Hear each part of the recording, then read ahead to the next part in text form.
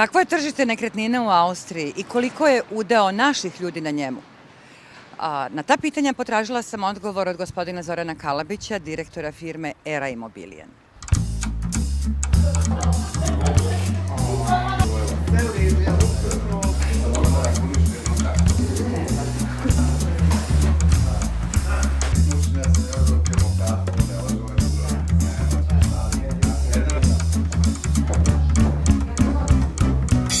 Tržište nekretnina u velikoj meri je pokazatelj stanja u privredi. Da li je u Austriji tako? Austrija je jedna od najsigurnijih država u posljednjih 10 godina u eurozoni za investiciju u nekretnine. Sam taj pokazatelj nam govori da su u pojedinim delovima grada Beča cene nekretnina skočile i do 80%, što opravdava tu činjenicu. Da li naši ljudi imaju učešća u tom delu austrijske privrede?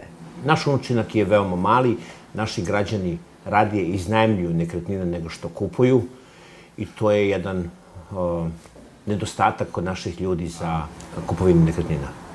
Ja smatram da su oni prezaduženi privatnim kreditima koji uzimaju za sopstvene potrebe ili izgradnju kuća u bivšim republikama Jugoslavije i nedostatak sluha za investiciju u sigurno. Mnogi imaju male plate, što je nedovoljno za jedan kredit, tako da se ljudi više odlučuju za kupovinu. Osim toga, smatram da nisu dovoljno informisani. Da li ljudi koji nemaju austrijsko državljanstvo imaju zakonsko pravo na kupovinu nekretnina u ovoj zemlji? Svi građani koji žive i rade u Austriji imaju pravo na kupovinu jedne nekretnine, jednog stana u Austriji. Sa prostora bivše Jugoslavije mogu da kupuju nekretnine master studenti, studenti redovnih univerziteta i firme koje su ovde postoje, u čijem je suvlasništvu 50% opet austrijskog kapitala. A koji je put ka tome? Treba da se informiše koja sve prava ima. On može da kupi nekretninu u svakom momentu koliko ima 10% ili 20% sopstvenog kapitala od vrednosti te nekretnine. Tu postoje internet portali poznati gde može da pogleda trenutno stanje, tržišno stanje nekretnina, koje su cene, u kojim becircima i tako dalje. Može nama da se obrati za bilo koju informaciju, potrebno za to. I to je to. Da li banke podržavaju potencijalne kupce nekretnina? Banke su u zadnjih 10 godina investiraju mnogo u nekretninama, jer to im je najsigurniji vid ulaganja i garancije. I banke se prosto utrkuju momentalno ko će dati bolje kondicije klijentu. Tako da je sada trenutno na najnižem mogućem nivou kreditna stopa za investiranje nekretnine. Ukoliko pravimo paralelu od pre 6 ili 7 godina, tada su bile fiksne kamate između 5 i 7% za kupovinu nekretnine. Sada je to između 2 i 3%, što normalno opet pospešuje kupovinu nekretnina. Što tiče naših građana, mi imamo vrlo mali procenat klijenata, tako da ja nisam upoznat sa stanjem naših građana u ovom gradu u tolikoj meri da mogu da vam dam kompetentno mišljenje. Gospodine Kalabiću, sva ova odlikovanja u vašoj kancelariji pokazuju da ste veoma uspešni u svom poslu. Tako je. Ja imam jedan tim stručnjaka iz raznih oblasti, jedan fantastičan tim, trenutno 35 ljudi, koji stoji na usluzi našim klijentima, tako reći, 24 sata dnevno. Mi smo američka kompanija, inače imamo oko 1400 filijala u Evropi, od toga je 40 u Austriji i zaista se bavimo ozbiljno ovim poslom kojim radimo. Naravno, uz jedan dobar tim saradnika nije teško dobiti ovakva priznanja koje mi imamo i ja sam ponosan na to. I to na kraju i klijenti nagrade naš rad. Unsere Mitarbeiter sind mehr oder minder international. Wir haben sehr viele serbische Makler, wie auch österreichische, ist bunt gemischt, kommt von allen Ländern. Ja, wir haben dementsprechend auch viele Kunden, die in diesen Bereich fallen.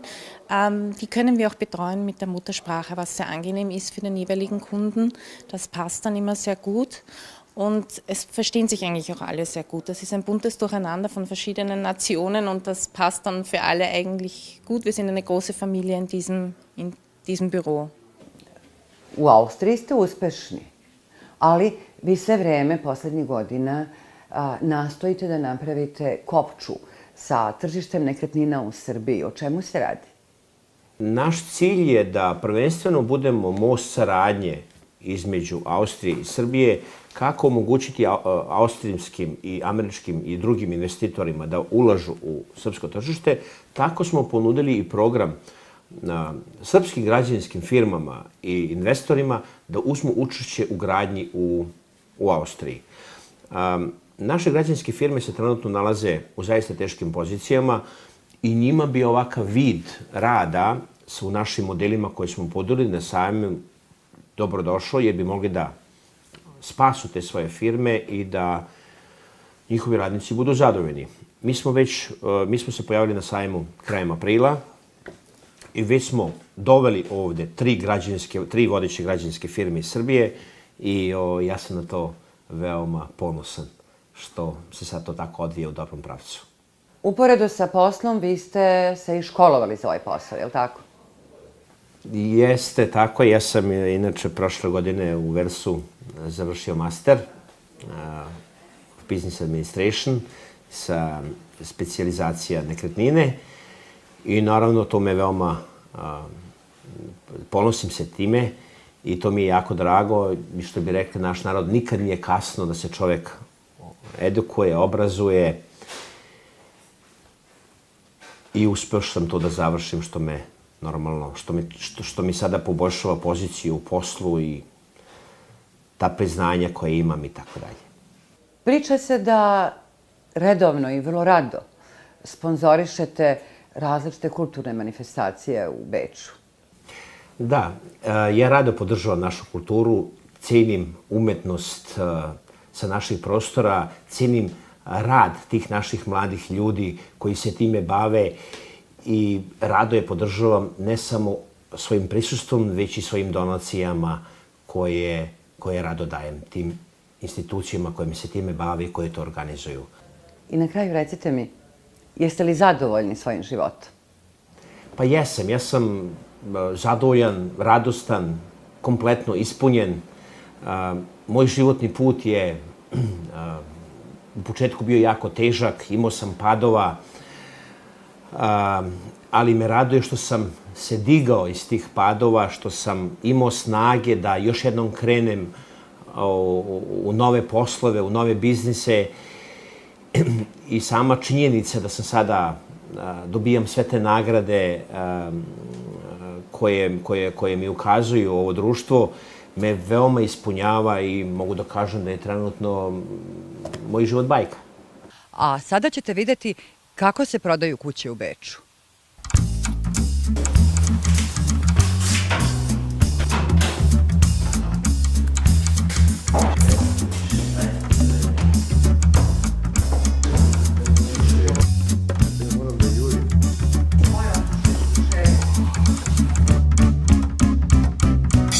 Koliko ste kuća pogledali do sada? Pa dosta. Dosta kuća, znači nekoliko. A kako vam se dopada ova? Ova mi se posebno dopada zato što je u Beču, na granici grada Beča je, ali ipak imam osjećaj da sam u prirodi, sve je zeleno, ima jezero, kuća u Beču. Izgleda, gospodine Cvetkoviću, da ste blizu da napravite posao. Pa ja mislim da je posao već napravljen.